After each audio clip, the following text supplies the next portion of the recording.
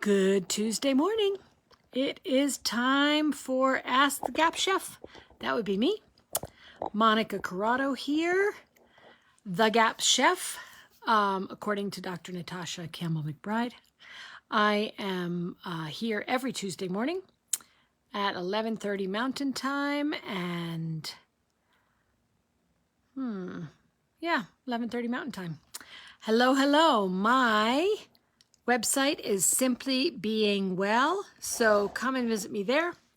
If you're new to the group and new to this live, welcome to you.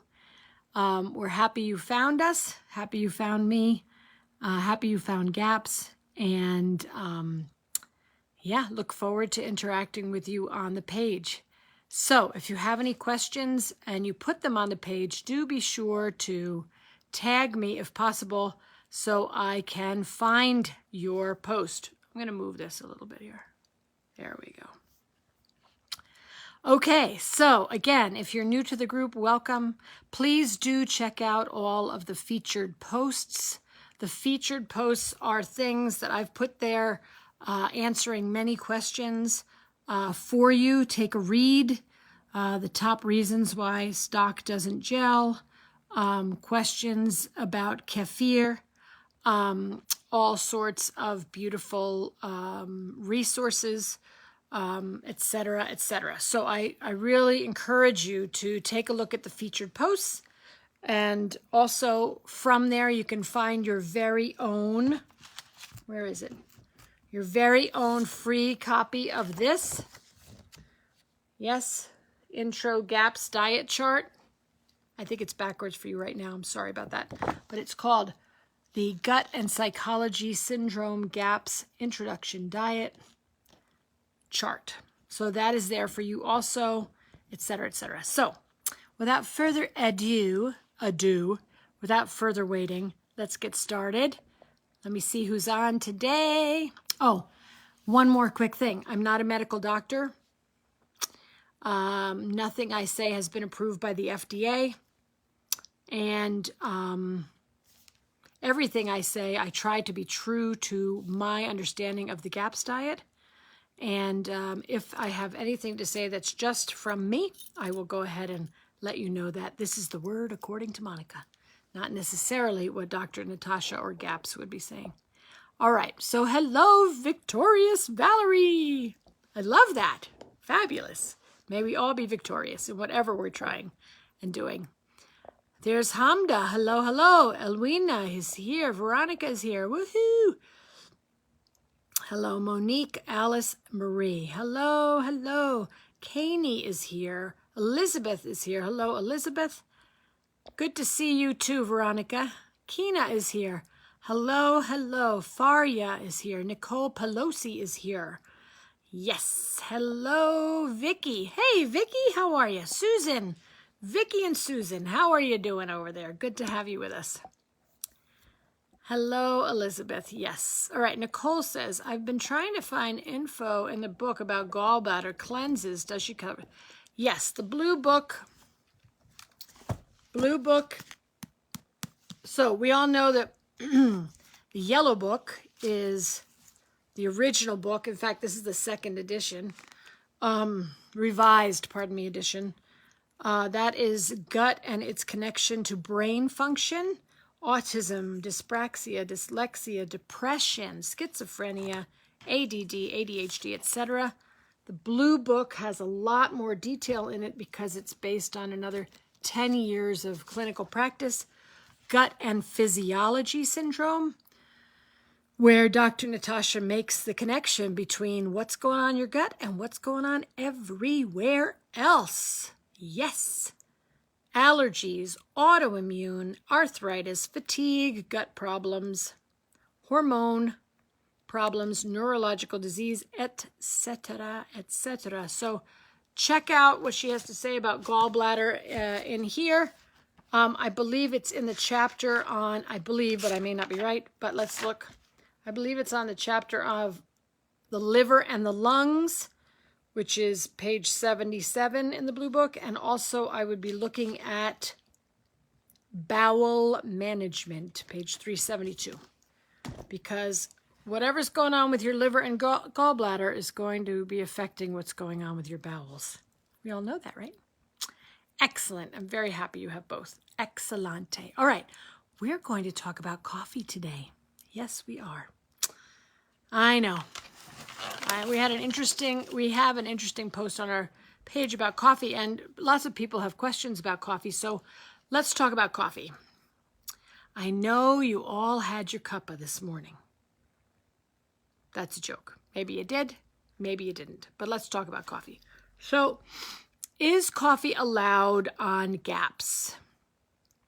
Yes.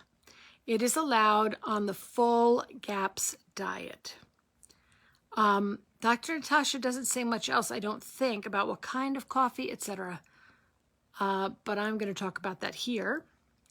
And hopefully this will be a cool and fun conversation for everyone. Maybe you'll learn a few things, and then I'll take some more questions from you. So the first thing that we know is that the coffee that is allowed on GAPS would, of course, be organic, but it also would be weak coffee, weak enough that you could see through it. That's a direct quote from Dr. Natasha when we had lunch together at a Weston Price conference, and we asked the question, what about coffee? What about coffee? So weak that you can see through it. That means, like, you know how I'm looking through my water bottle here at you? Yeah, you can see through it. Very, very weak coffee. Yeah. And that would be after you've graduated to the full GAPS diet. All right, so let's talk about, I'm going to go a little bit more detail here about coffee. So let's do that now. Number one, coffee, of course, will have to be organic, not conventional. Why? Because coffee is one of the most heavily sprayed. It's one of the most heavily sprayed crops, just like, you know, tomatoes and citrus, and berries, whatever. So please, if you're going to drink coffee, organic is the way to go. Of course, we know that's with everything else in the world right now. But in order to protect yourself from massive amounts of pesticides, herbicides, and fungicides, those are all chemicals. In order to protect yourself from all those chemicals, really must drink organic coffee. Okay, so that's like, you have to. I mean, you don't have to, but heck, you're on the diet. So we want to make sure that you are not eating or drinking or breathing or putting on your skin any toxic substances, right? So you don't want to be drinking toxins. If you're going to have a cup of joe, it needs to have no chemicals in it. All right? All right. So first of all, it must be organic. Second of all, let's talk about all of the other problems or the challenges that coffee has. So, in no particular order, but I'm just going to give them to you. Number one, coffee is acidic. Coffee is acidic. That means when you pour it into your belly, you're adding more acid to your stomach.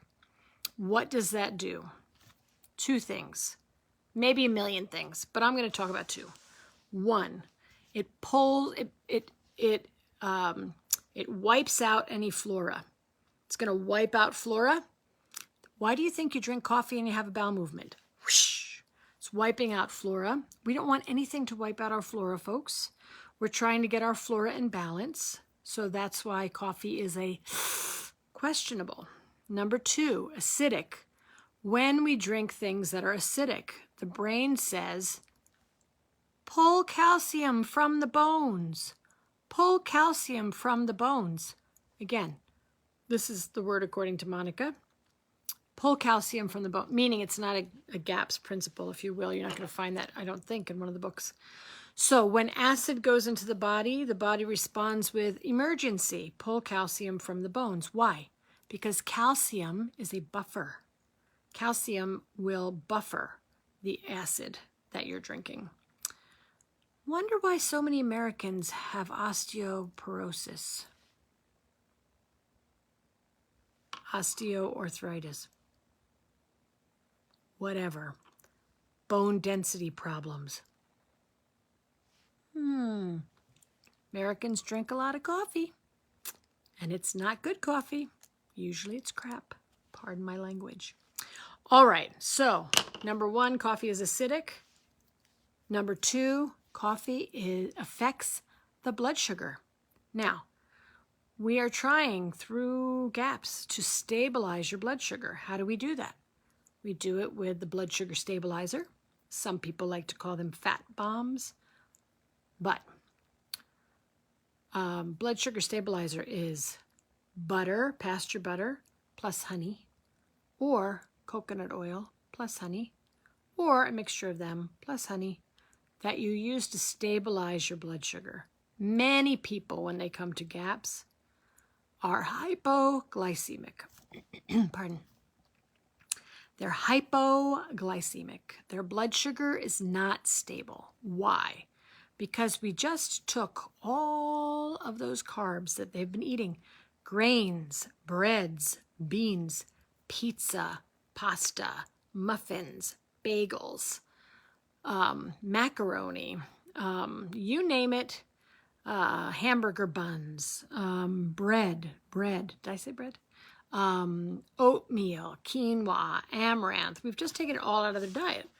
So their blood sugar's going crazy. So we do not want to drink coffee as it will destabilize the blood sugar. We do not want our blood sugar destabilized. That's what coffee does. All right. The third way coffee, and I only picked out 3 because I thought I'm not going to use a lot of time, but I really want you to know. What's the other problem, not challenge, problem with coffee? So a problem, it affects blood sugar. A problem, it is acidic. Most of you that know me know I never say problem, I always say challenge, but these are problems. A problem, it's a stimulant. So why is that a problem? Because, and I know all of you, many of you come to GAPS and you're exhausted. You're so tired. How can you even get through the day without your coffee? You can, and you will. Coffee is a stimulant. What does it do? It revs your already exhausted adrenals.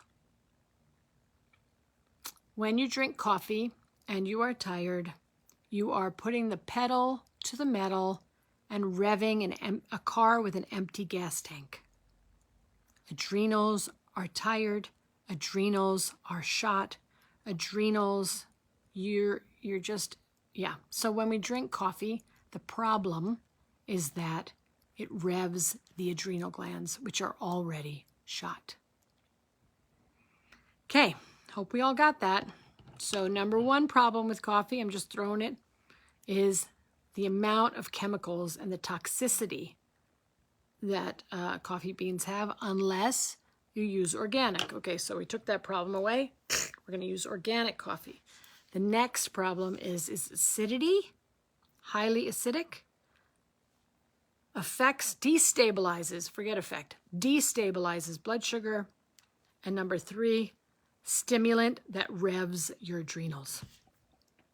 So, what could you do about any of these things? Can you do anything about it? Any of these things? Sure. Well, we already said we're going to use organic instead of not organic because that takes away the chemical pesticide, herbicide, fungicide, toxin problem. Yeah? Okay, so in terms of acidity, what could you do?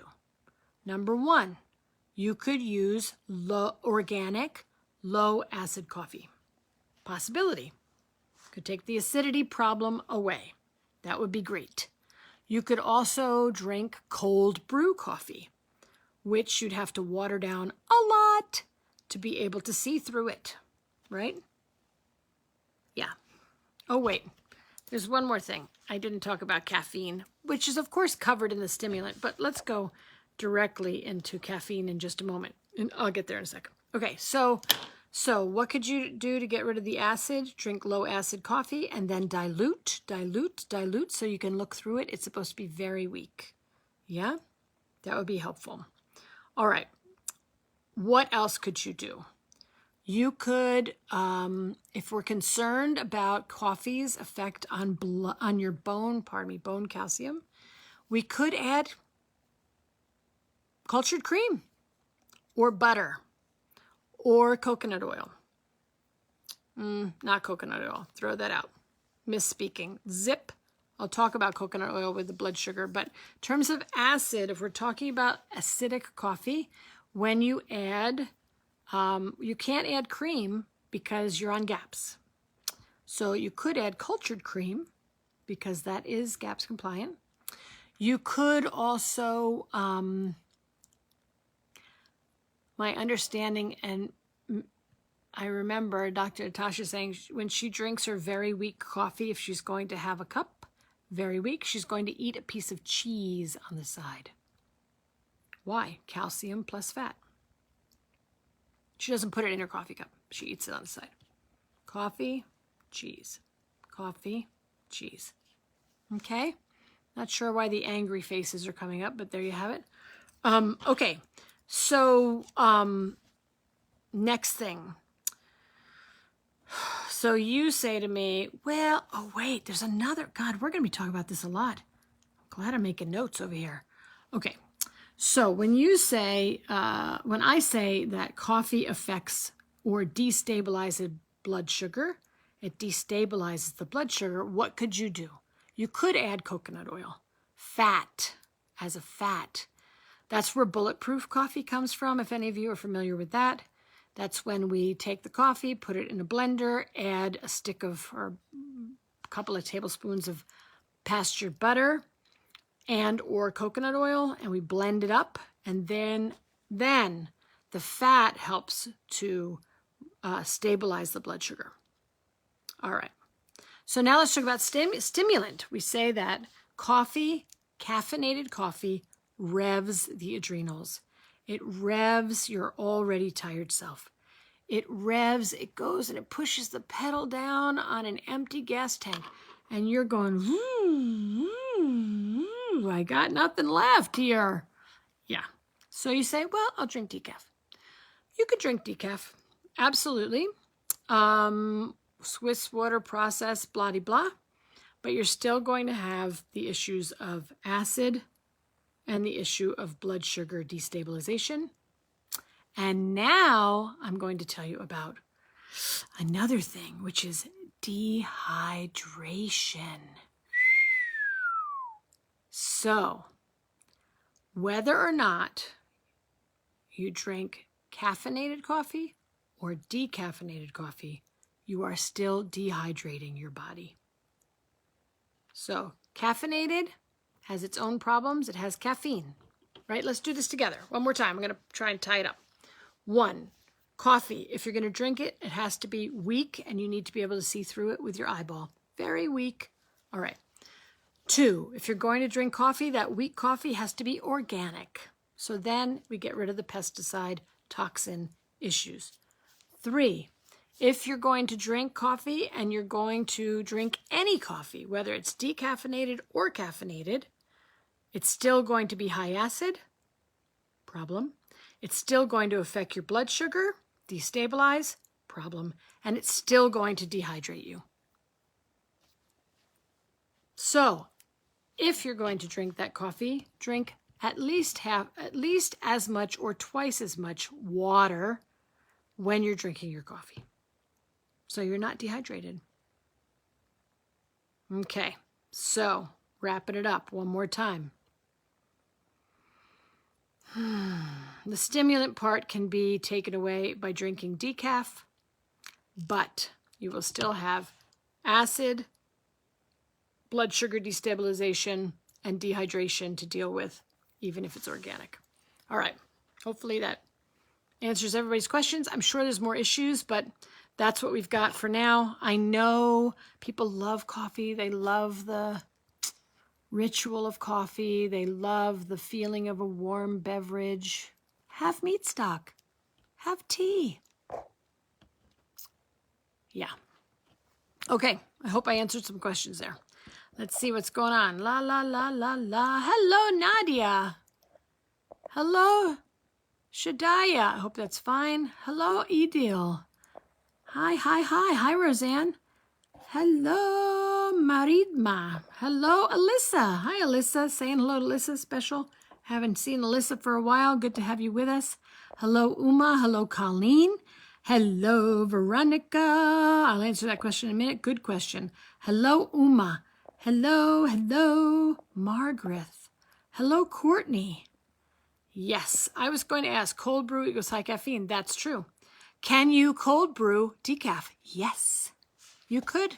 Get your own decaffeinated coffee and go organic decaf and go get a cold brew contraption. It's very easy. It's basically just a glass pitcher with another container that has a filter, and you let it brew overnight.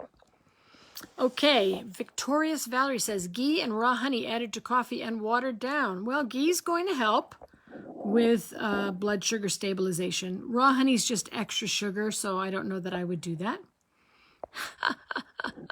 Vicky is giving angry faces over cheeses. I'm sorry, but you will get there. Okay, Monique says, bulletproof coffee is so yummy. Yes, it can be. So bulletproof coffee, what could you do? So get organic, decaffeinated, cold brew coffee that you water down so you can see through it and then make it bulletproof. That would be probably the best. I should write that down somewhere. The best, the least problematic, if you will. Yes, bulletproof tea, go for it. What about MCT oil? So MCT oil is medium chain triglycerides oil. It's from coconut oil. It's very heavily processed, very, very highly processed oil to get MCTs isolated.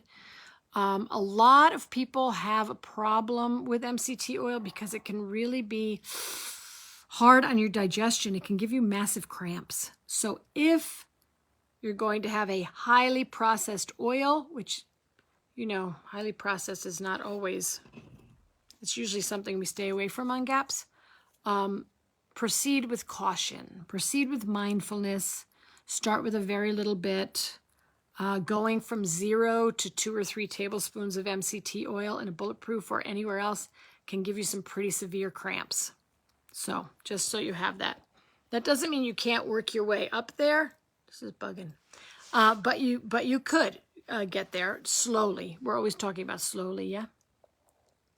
Does the same apply to regular tea? So here's the deal about tea, folks. I'm sorry to say, I don't know that I kept the article, but tea really needs to be organic. Why?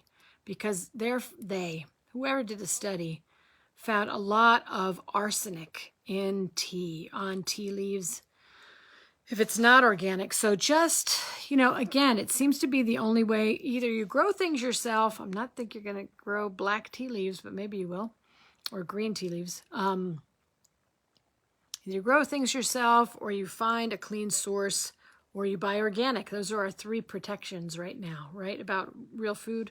Real food and clean food, etc. In terms of tea, remember, what's the problem with tea? Challenge, problem. So black tea is again a stimulant, so we don't drink black tea on GAPS. Green tea, while it has many good properties, especially anti-cancer, blah, blah, blah. Sorry, I'm looking in the book. Is still a stimulant. So the only teas we're drinking on GAPS are herbal teas that do not have caffeine in them, right? Make sure that they are organic, or you grew it yourself. Does decaf still wipe the floor? Yes. Why? Because of the acid, right? All right. It's the taste I miss occasionally. I totally get you, Nicole. Yep. Have a taste and then throw the rest down the drain. I have been doing daily coffee enemas. All right, what's this? Coffee enema. All right, we're going to talk about coffee enemas in just a minute. Monique says, traditional medicinals is a good tea brand. Yes. Or forage your own. Yes. All right, let me go back to some of these questions. Veronica asked early on, what about coffee enemas? Excellent for you. Yes, organic coffee.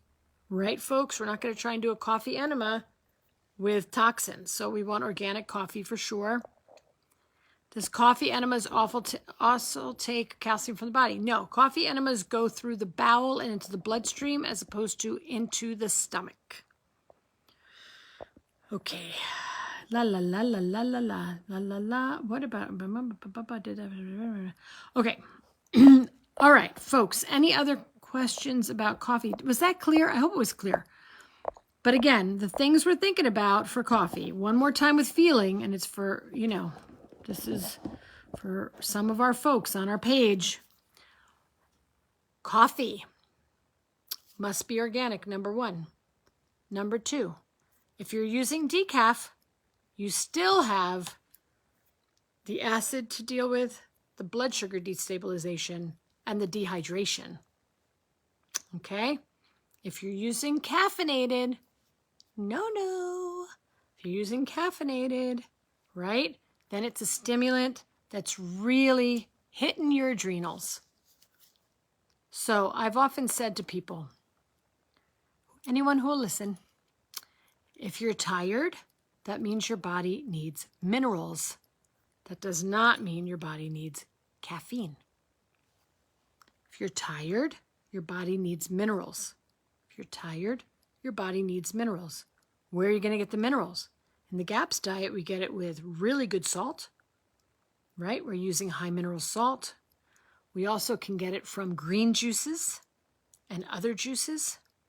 Juicing gives you minerals. Dr. Natasha goes on and on about the minerals that are supplied by juicing in both the yellow book and the blue book if you look up the juicing part. All right. Here we go. La, la, la, la, la.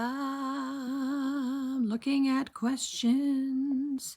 Here we go. I have coffee enema questions on the bottom.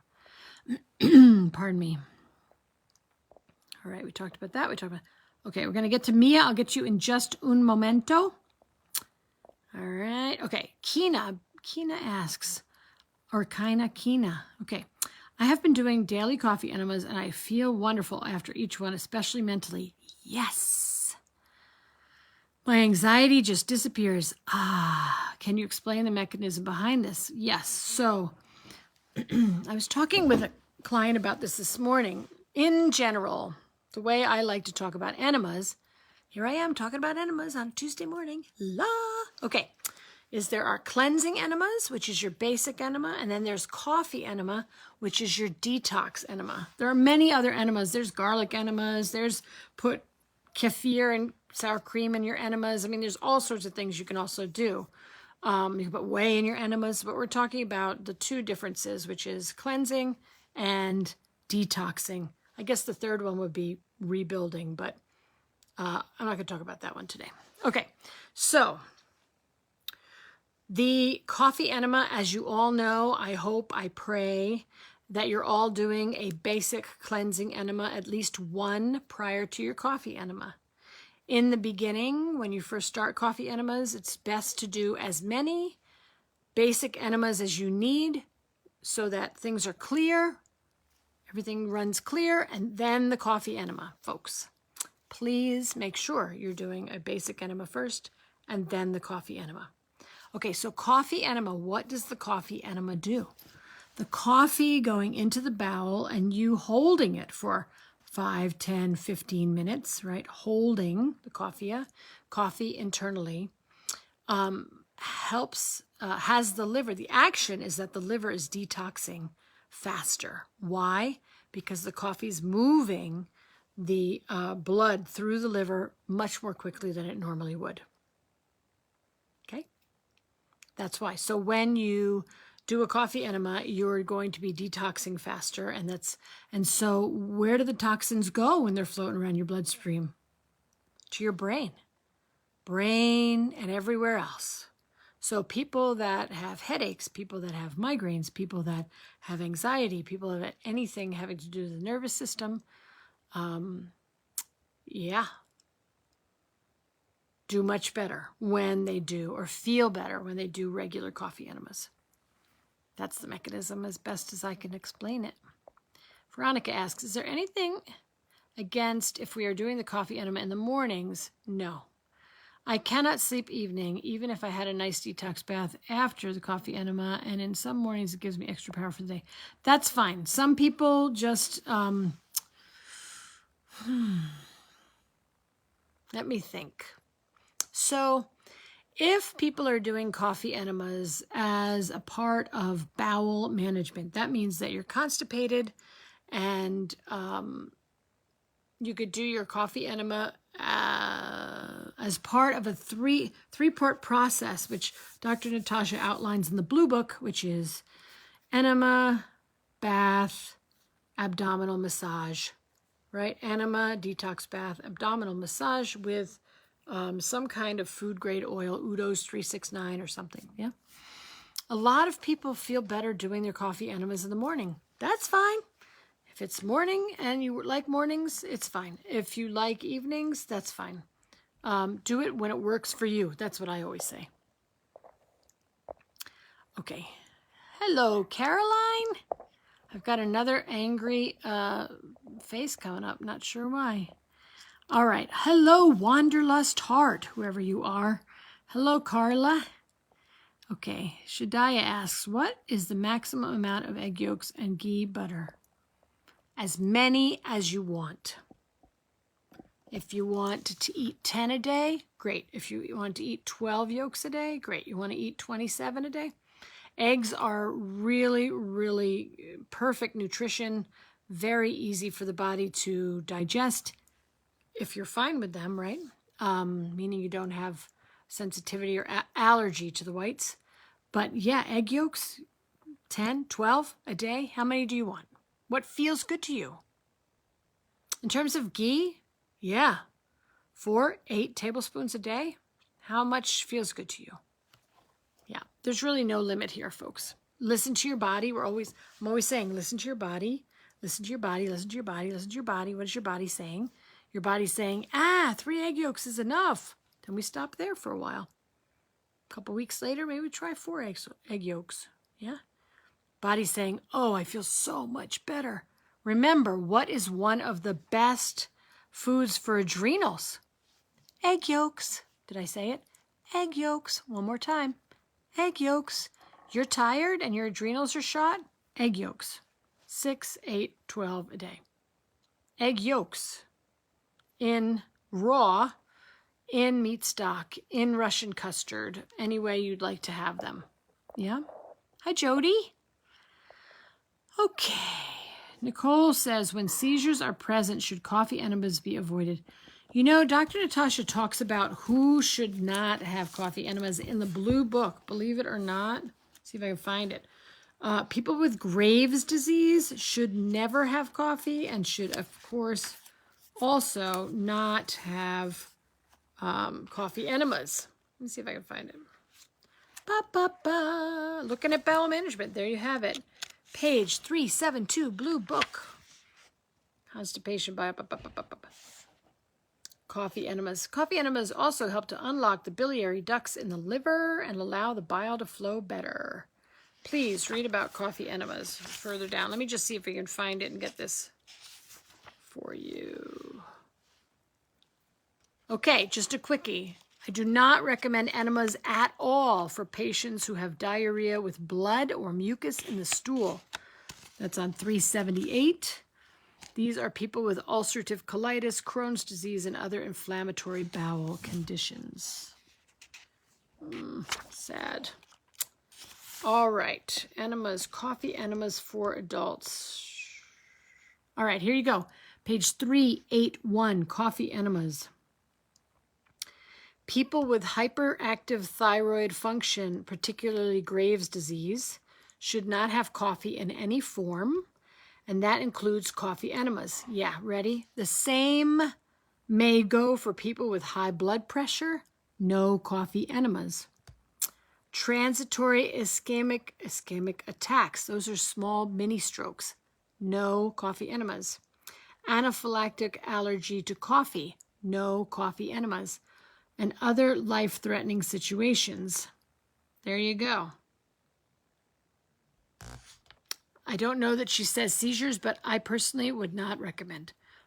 I don't think she'd recommend coffee enemas for people with seizures. I don't know for a fact, but that's my best deduction. Yeah.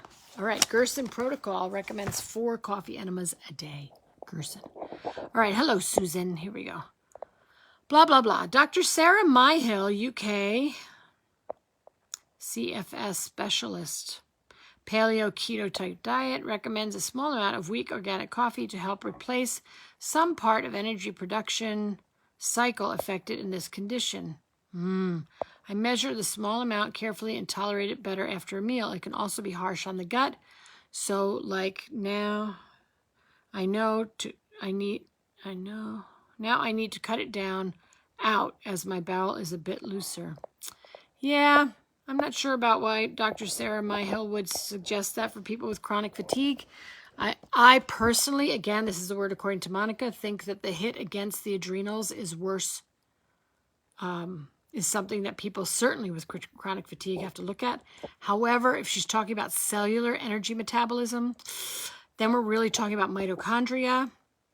I'm not sure that caffeine helps the mitochondria.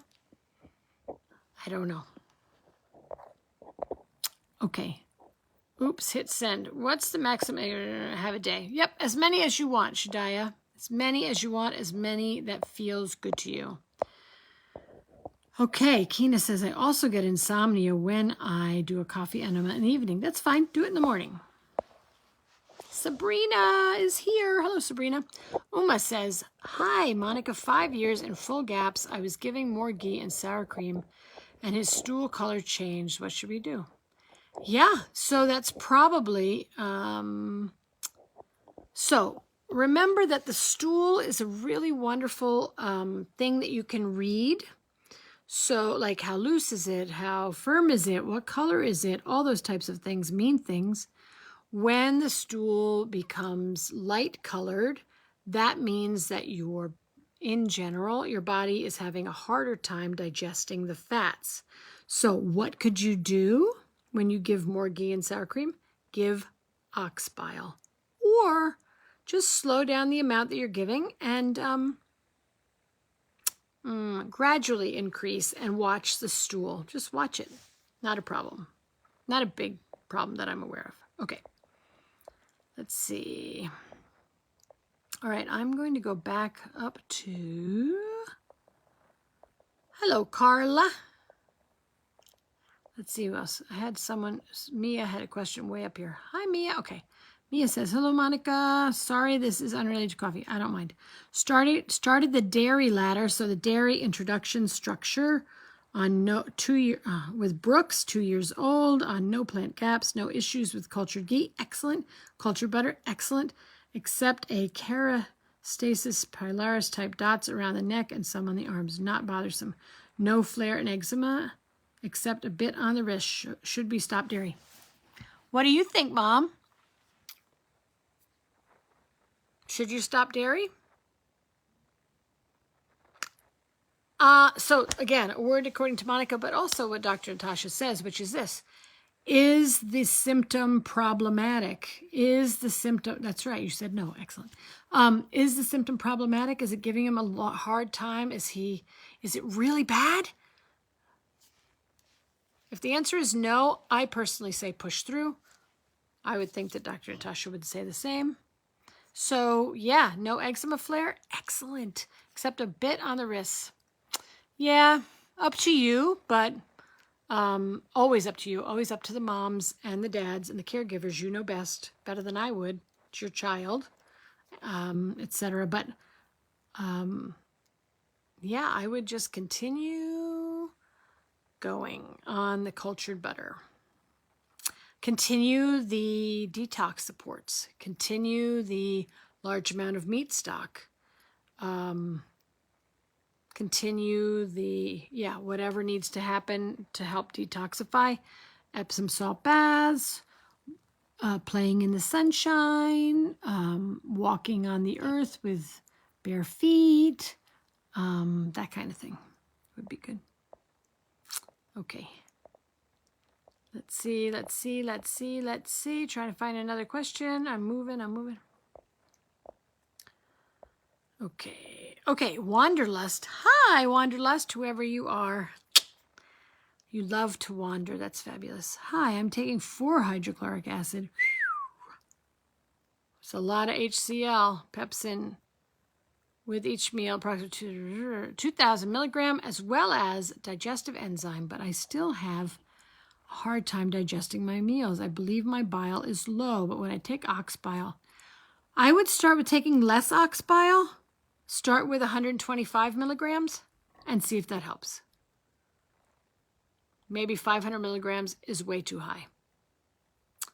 I'm not sure why you're taking 4 HCl with pepsin every meal. It's a lot of hydrochloric acid.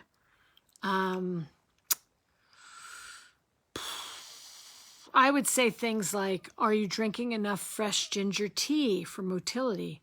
I would say things like, are you eating enough liver for the B vitamins, which you need for the nerve conduction of the sphincters and for motility?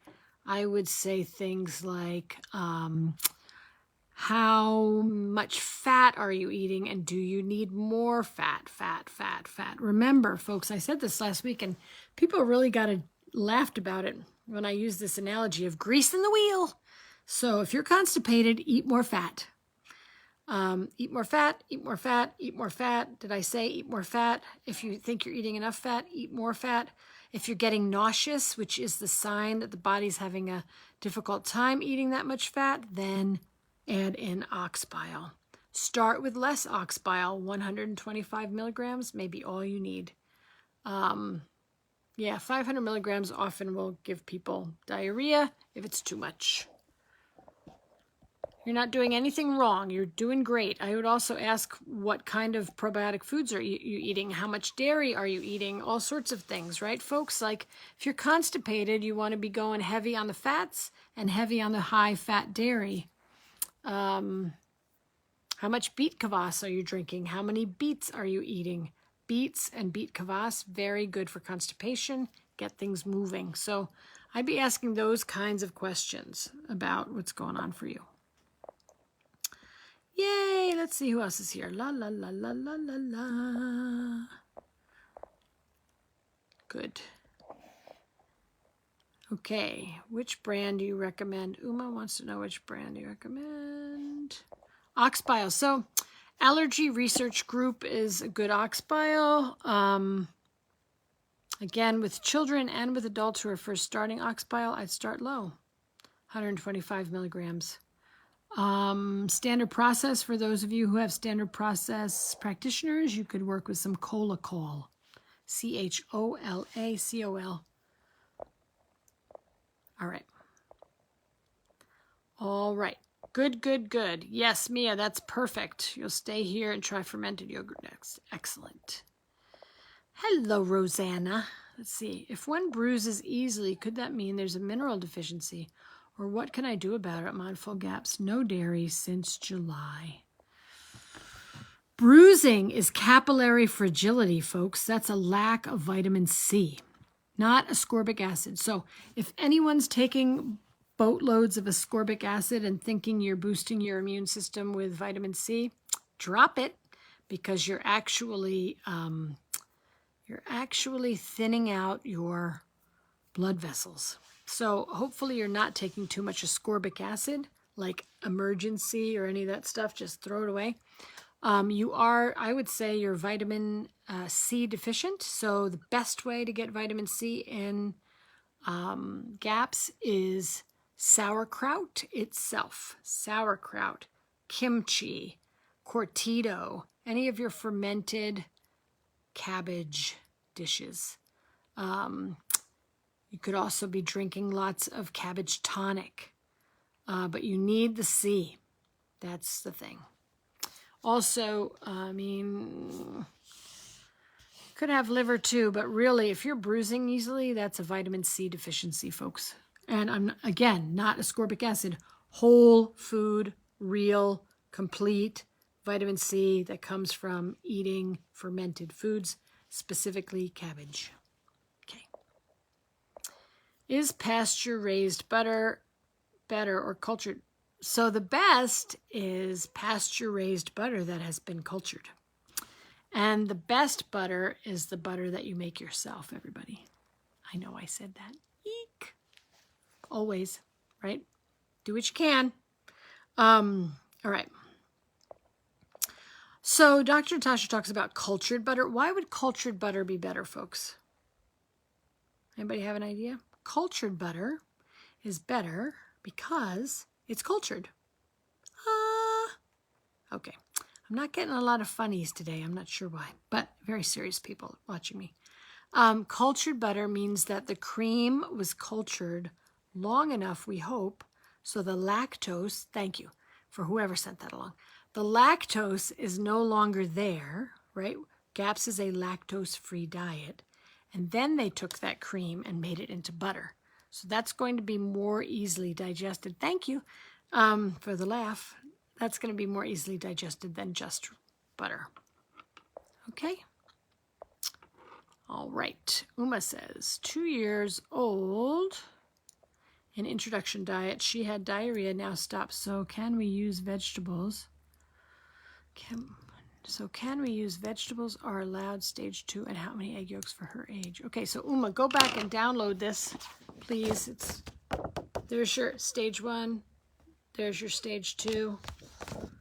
3, 4, 5, 6. Download it from the featured posts on our page. Okay, 2 years old. Can we use vegetables?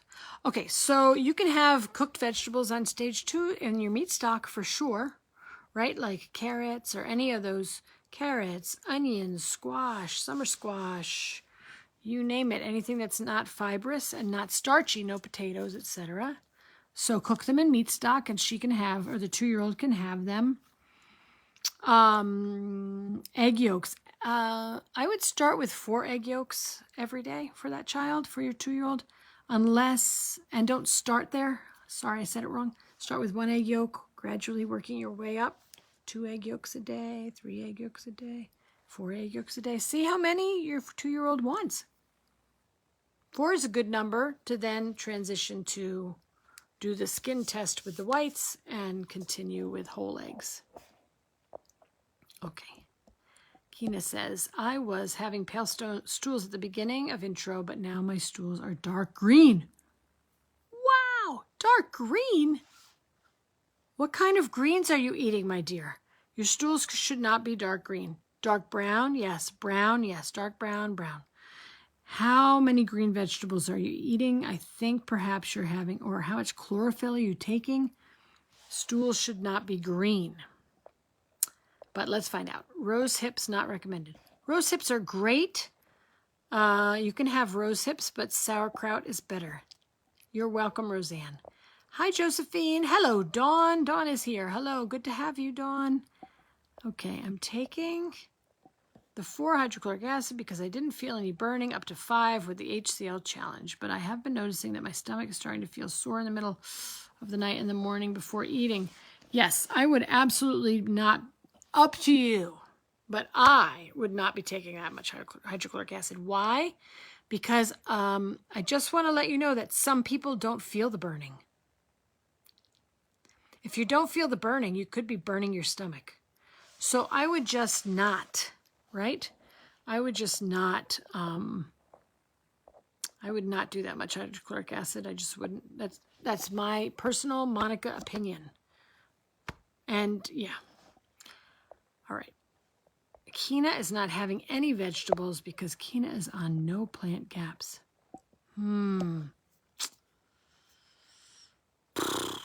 Hello, Jurga. Hello,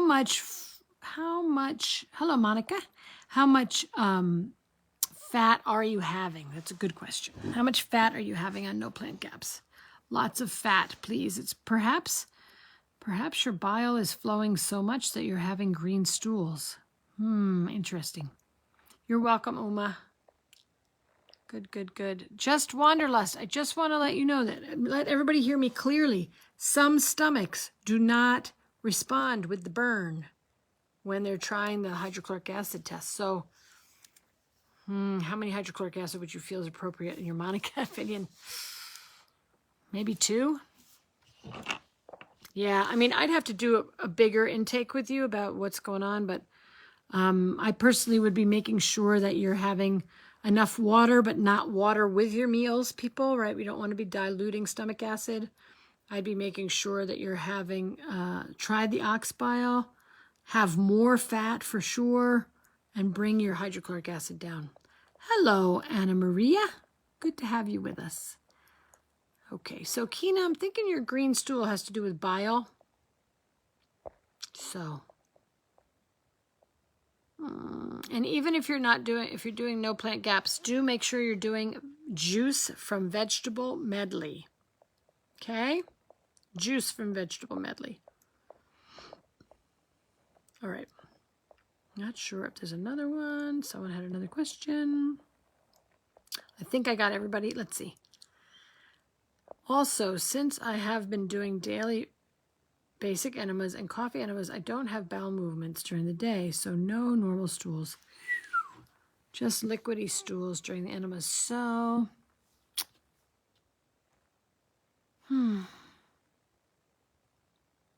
Hello, Niska. Good to have you. Thank you. All right, so are you using the, yeah, I'm not sure. So you're doing a coffee enema every day to keep things moving. Just liquidy stools during the enemas. I don't know. I personally, again, Monica here, might back off everyday enemas and see if you can get yourself to have a bowel movement without them. Maybe do a coffee enema every other day, etc. Do you think daily iodine paint would be enough when low on iodine? Yeah, greenish liquidy stools. Yeah, Kina, I don't know. I'm just thinking it might be good for you to make sure that you can have a bowel movement. I personally would be backing off the coffee enemas every day. Maybe do one every other day and see what kind of stool you have. That doesn't happen with just the coffee enema, etc. Hello, Shukri. Okay. Do I think daily paint would be enough when low on iodine? So, complicated answer. Probably not. Usually we use the iodine paint. Dr. Natasha, she suggests using iodine paint. I think it's on page 62. Let me see if I'm right. 59, 61. Nope. Where is it? Up, bingo. Nope, that's seizures for babies. We don't want to have seizures with babies. Let me see if I can find it. Oh, iodine deficiency, 69. Page 69. I was wrong. So here's the deal. Yeah. So paint a patch of iodine on your skin every bedtime. Check your skin the next morning. If the brown color has gone completely, your body needs more iodine. I actually have people suggest, I personally, when I work with people, suggest they do their iodine painting in the morning so they can see how many hours it takes. Is it gone in 2 hours, 4 hours, 6 hours? You're supposed to hold for 24 hours, that brown color. If you don't, you could keep painting. And then Dr. Natasha talks about supplementing with iodoral, which is iodine potassium supplement. You can look at how she talks about how to work with that here. I personally prefer prolamine iodine from Standard Process. It's a protein-bound iodine, which means it's going to work. So that's what I do. I don't know where you are. If you're far away, if you're in another country, you won't be able to get it. You will be able to get iodoral. Okay. Great, Kina, good. Should I be concerned about the greenish stools or bile in the stools? I wouldn't be. Let's just see if we can turn it around. Again, I don't know all the things you're doing, so I can't give you more than my best thought about what's happening for you. I would not be concerned. I would just watch and see how you're doing over time. See if it comes back to normal brown. Hello, Glenda. Hello, Josephine. You're welcome, Faria. Okay. Josephine says, after my first and only coffee enema, I got skin rash all over my legs, and my monthly period a week after was painful, which it hasn't been since I quit coffee. Should I try again anyway? Do you have an allergy to coffee? That's my first question. Skin rash. So we remember that the liver is a really good indicator of how your cycle is going. Your liver health is connected with your reproductive health. You're not going to see that written anywhere. It's kind of a Chinese medicine understanding-ish. Not a Chinese medical doctor, but I mean a Chinese medicine doctor. Josephine, let me back up, folks. Why do people do coffee enemas? Because of one of two reasons. One, they are constipated and have liver congestion, and so coffee enemas can help clear liver congestion. Two, people want to detoxify. That's great. I think detoxifying is great. We remember that coffee enemas are detoxification enemas. However, Josephine, what you might want to do, and everyone else, before you start coffee enemas, is to start the GAPS milkshake. Why? Because the GAPS milkshake will help to dissolve any stones you may have. Yeah, we want to open up the biliary tree, I think, before you start making it go faster. If you have things that are stuck in there, you could have some issues. So I would say work with the GAPS shake before you work with coffee enemas. That's my suggestion, Josephine. And yeah, I would try it again. Yes. I might do a talk on how to eat for hormonal whatever. Okay. Dawn says, Kina, don't do an enema until after your bowel movement. It might take you a couple of days, to start normal again. Try magnesium, but I wouldn't worry. Your body knows how to start again. Very good, Dawn. Yes. Wait on another enema until after you've had a bowel movement. Okay. Uma says, how long can children stay on stage 2 if they have not had any reaction? So everyone on the planet could stay on stage 2 forever. Stage 2 is what Dr. Natasha calls a very, very nutrient-dense stage, and everything you need is right there. So you could stay on it for a year, 2 years, 6 years, till you croak. Oops, sorry. No croaking. Until you leave the planet.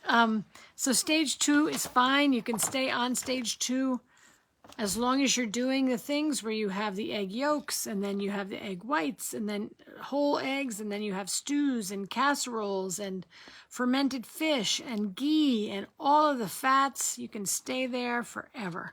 Some people talk about, quote unquote, extended stage 2. Extended stage 2 means you stay on all that food, and then you add in maybe some roasted meat, maybe some avocados, and some ferments. So children can stay on stage 2 forever as long as you're doing all of it. Good salt, good ferments, good eggs, meat stock, meats, vegetables, all of it. They can stay on stage 2 forever. Or you can move children off of stage 2 once they've tolerated everything, and they've gotten to 3 whole eggs a day. No problem. Josephine says, no allergies. I'll follow your advice. Thank you. Yes.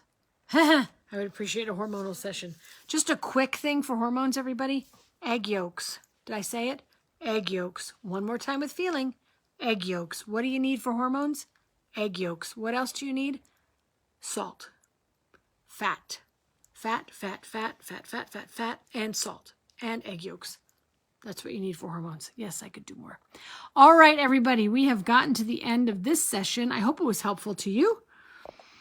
I hope that you all have some more information so you can make good decisions as you move along in the GAPS diet. Remember, your body, listen to your body, listen to what it needs, and then proceed.